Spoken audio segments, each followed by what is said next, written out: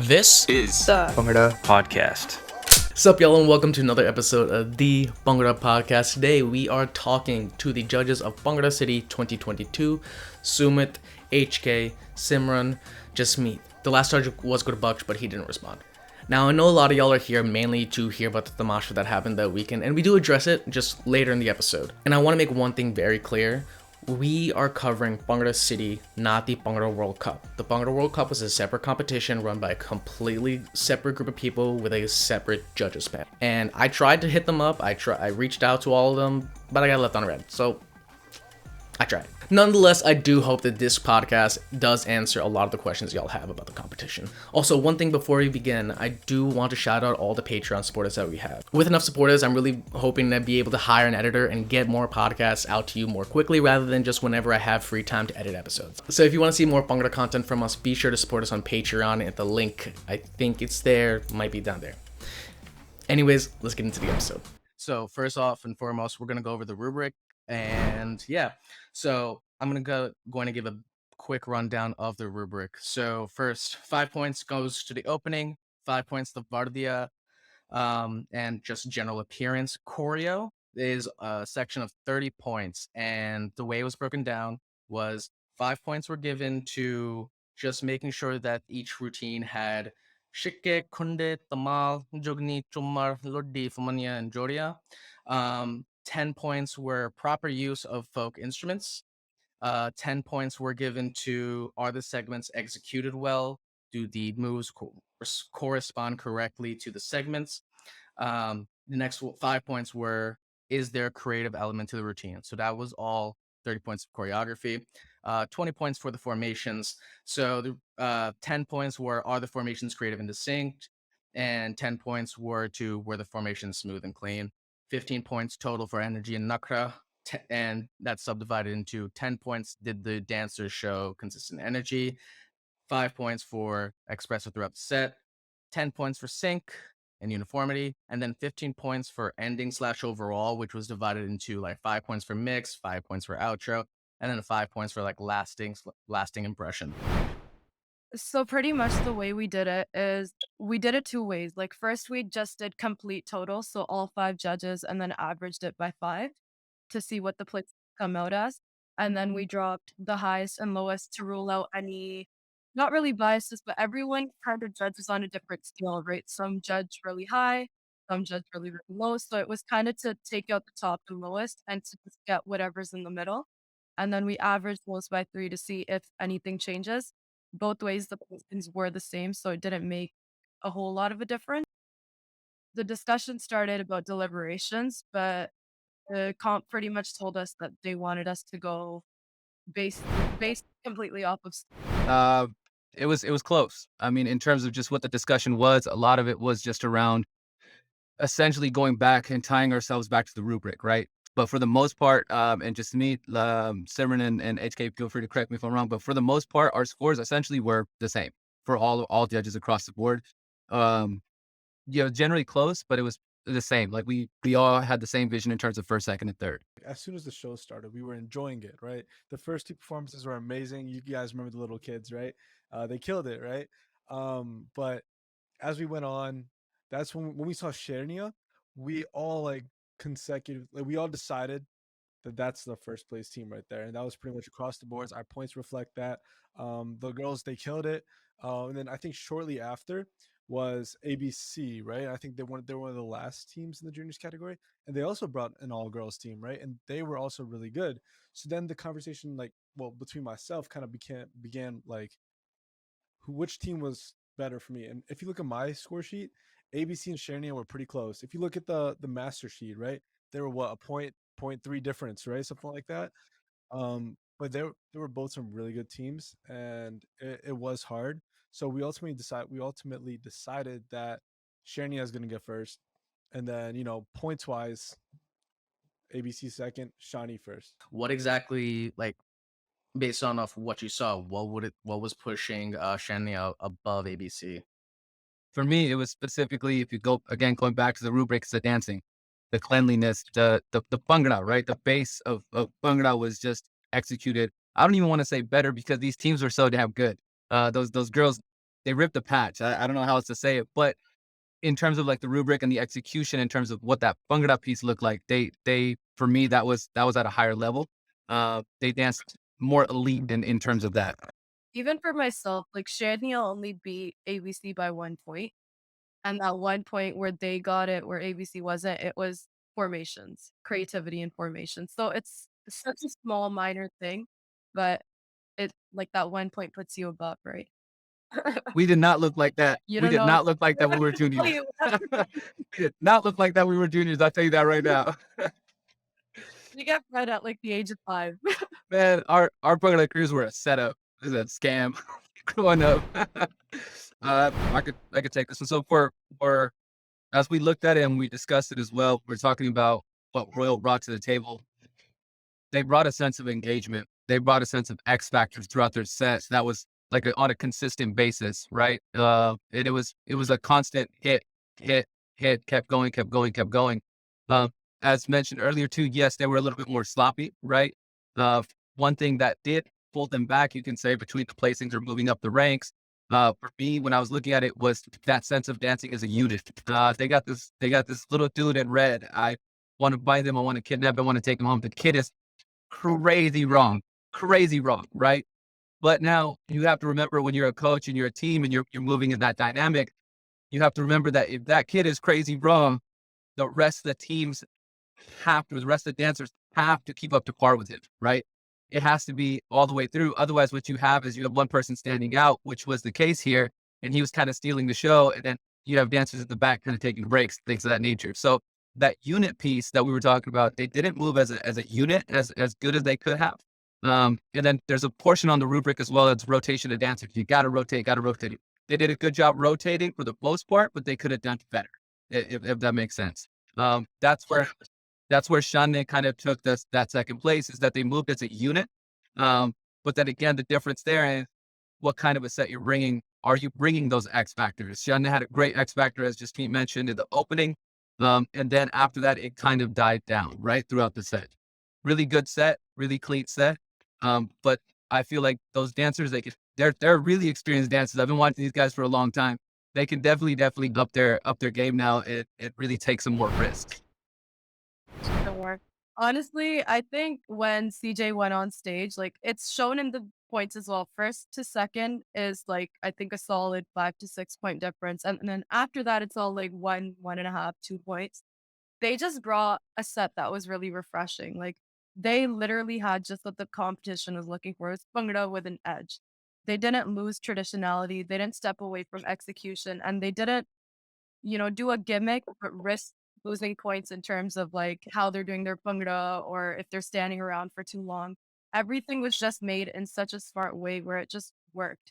And I mean, the one thing that I've been hearing about Jardbi is they did have a Shika drop, and kind of how can you place a team first when you touch the Shika multiple times with your feet, which I completely get. Out here in Canada, we're taught to mathardik our Shika. Like it's a big deal. But when you look at the points, even after deductions, like I did deduct for that Shika drop and I deducted again for them not recovering from it very quick. But even after deductions, when you add all of our sports together, they're still first place. And as we mentioned in the beginning, there was like the comp didn't want deliberation. Everything went off points only. So they were the clear cut winner. We couldn't even deliberate them down even if we wanted to.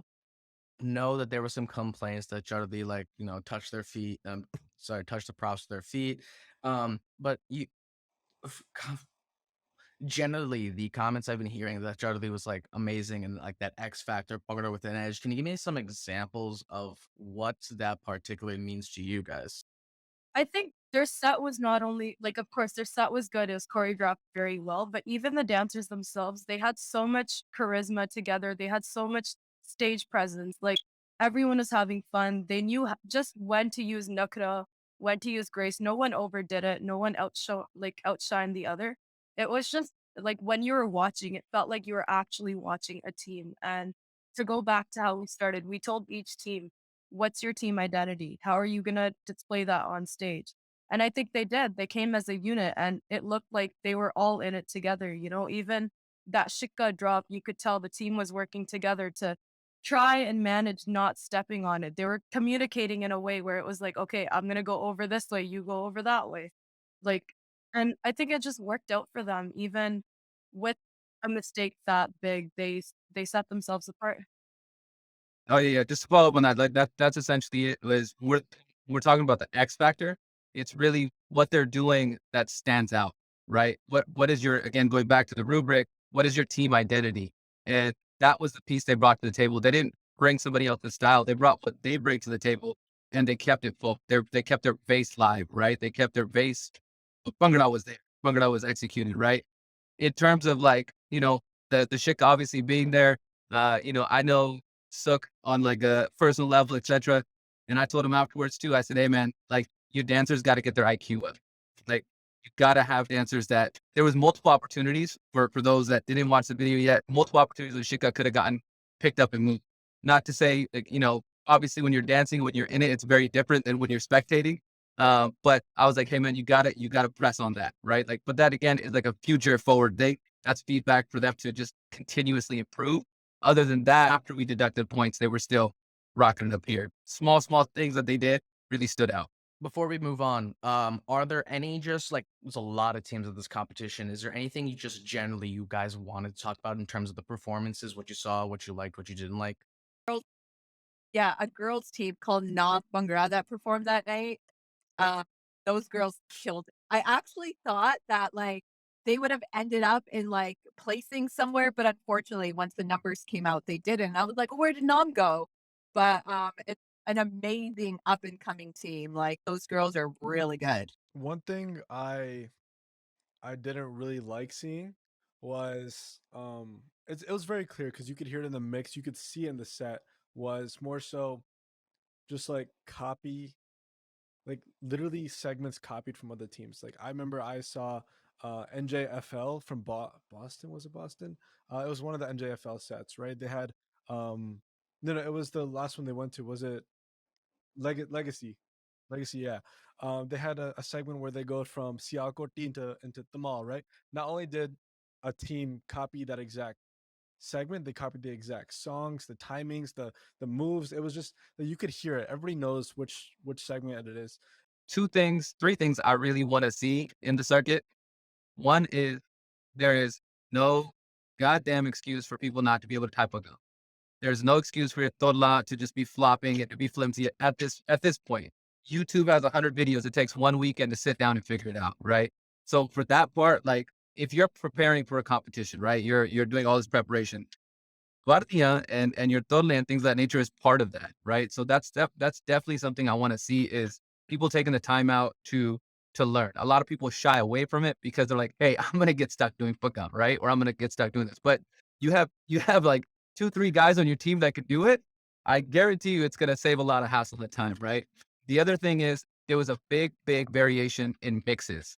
Please get your mix equalized. Please get them like set up. There was like some mixes, all we heard was bass. There was some mixes that were super low, but with the teams that had their mixes equalized and done right, it sounded crazy. I had a copy on my table, and I was watching the team, and there was so much bass that my copy flipped off the table.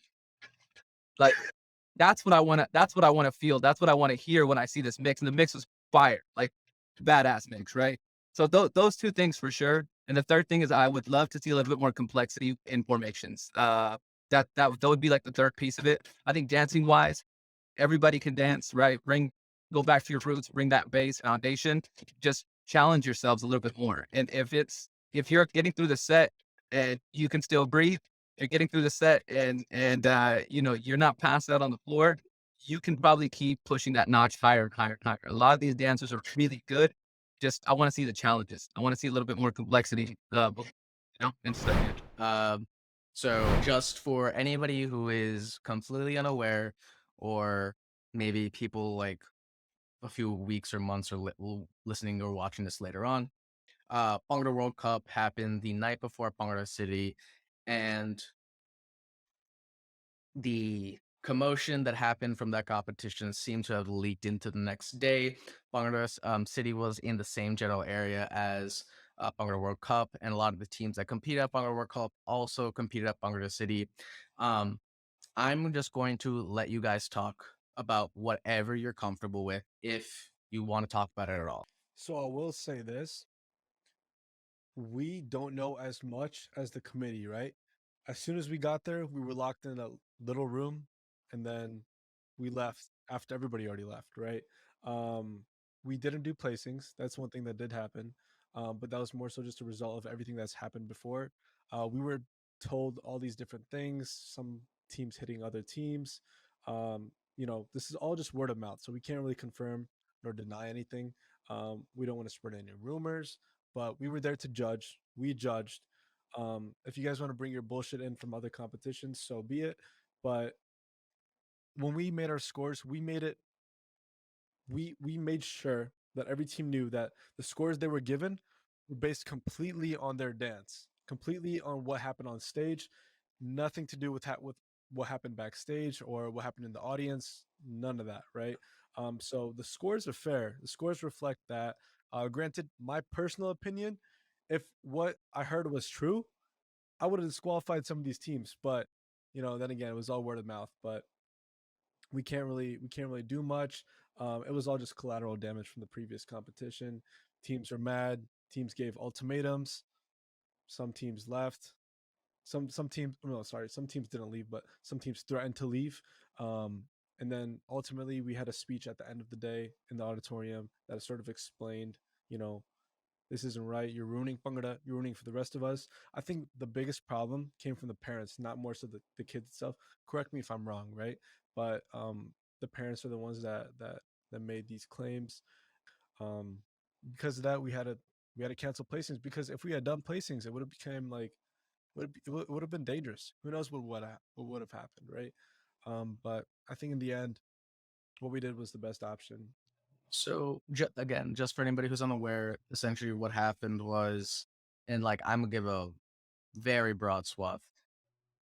Everybody seemed to have been mad from the previous competition, and those feelings seem to have spilled over into Bhangra City's competition, um, because of alleged threats and like talking backstage. Essentially, I agree with what the comp directors did, but they basically said like, listen, it's clearly not safe to have the placings held in person on stage. We do not want to repeat what happened last night, and everybody's feelings getting completely riled up. So we're not gonna have. So they decided to not have placings in person, and they just announced the placings to the teams. Is that correct? So we announced it to captains of each. So it wasn't even teams, yeah. I think the only thing that I really want to say on this topic is going forth, and even to the teams that were at our comp, it's important to let our egos aside for future comps. I know placings hurt. I know when you're at a comp and you feel like it's rigged, it's kind of like you see tunnel vision, but the comp committee didn't deserve everything they had to deal with that day. We definitely we didn't deserve to deal with everything that happened from the judges the night before. You have a panel of 5 new judges, you have a whole new committee and a whole new lineup. So it's not fair to the teams that didn't compete at Bhangra World Cup either. They were robbed of their experience. We are the examples for these kids, these junior teams that go to competitions. And once we're done, they're the ones that are going to be carrying it on. So we have to be teaching them more than what we're doing right now. It's not just about getting mad and bullying little kids and doing what we want to do. Set a good example for your kids. Come to comps, make friends, because we all got the chance to do that as well. So that's really it. Just be appreciative of the committees that are throwing these competitions for you. And if you have an issue, deal with it with the committee of the comp that you went to, not collateral damage at a different comp. Man, so many different things are coming to mind because when that competition happened Saturday, I'm getting my bone blown up left and right from folks that I know competing there, and things. All these things are happening, and I will say, speaking on Saturday, Bhangra World Cup, what happened there, I don't know the level of detail, but as far as I do know, if what they said is true in terms of people, being shady around scores and teams that were supposed to placed and all these things happen. That's really honestly speaking, disturbing because you have these teams and really it's the kids that are coming in, putting in crazy amounts, months of work, and they're just getting played. And then what they start to feel is that this is the norm, that this is what Bhangra is. And at one point back in the day, that's what it was. That's how it used to be. And in some places, back home in Punjab, it is still like that. You can get by knowing people. That's the sad truth.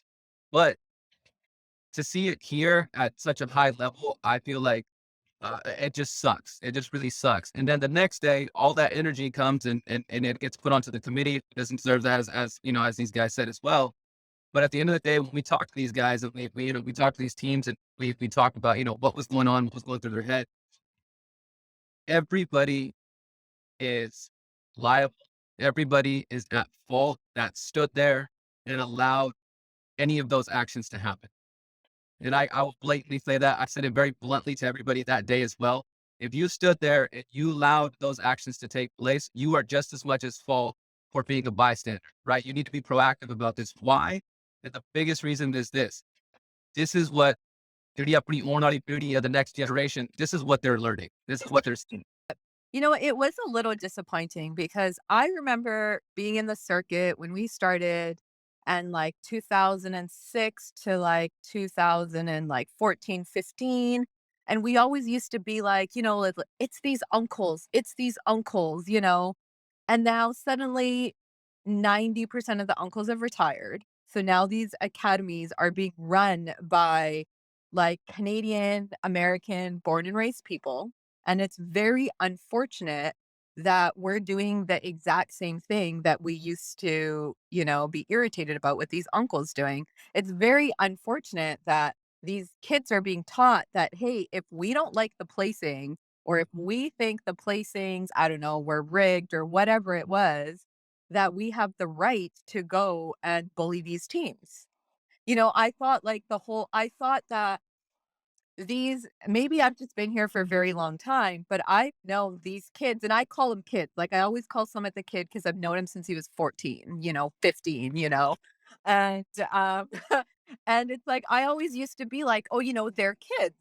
And they're being taught what to do and what not to do about their academies. But now these kids are now 30 years old, and I kind of see like this whole cycle repeating itself. So um being from the circuit, I mean, yeah, in Vancouver, where both of these competitions happened, the Vancouver circuit has always just had a reputation for like, competitions not being judged correctly and things like that. And it was very nice to see Bhangra City as one of those competitions that was like up and coming, where they were very adamant on having like a solid judging panel, and they had a solid judging panel last year and this year.